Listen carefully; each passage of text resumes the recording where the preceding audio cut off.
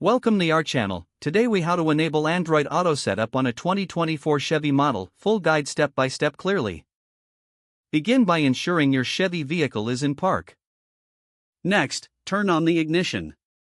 Access your vehicle's infotainment system. Connect your Android smartphone to the Chevy's USB port. Wait for the Android Auto prompt to appear on the screen. If prompted, allow necessary permissions on your phone.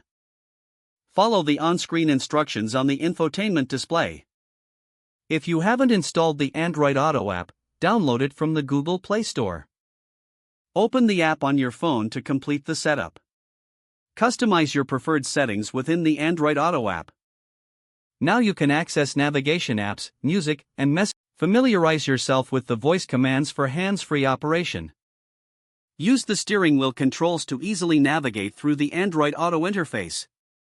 Ensure your phone remains connected during your drive. Remember to regularly check for updates to both the app and your vehicle's system. Enjoy a seamless driving experience with Android Auto in your 2024 Chevy model. If the page does not load, refresh the browser or try again in a private or incognito window.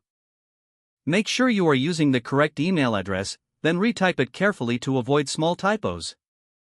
If your password is not accepted, use the reset option and create a new strong password you can remember. Check your spam folder for verification or security emails, then complete any requested confirmation steps. Enable two-factor authentication if available to improve account security and reduce unauthorized access risk. After signing in, review your profile details so your contact information and settings are accurate and current. If you see an error message, note it down and try again after restarting your device and internet connection. Log out when you finish, especially on shared devices, to keep your account and payment information secure.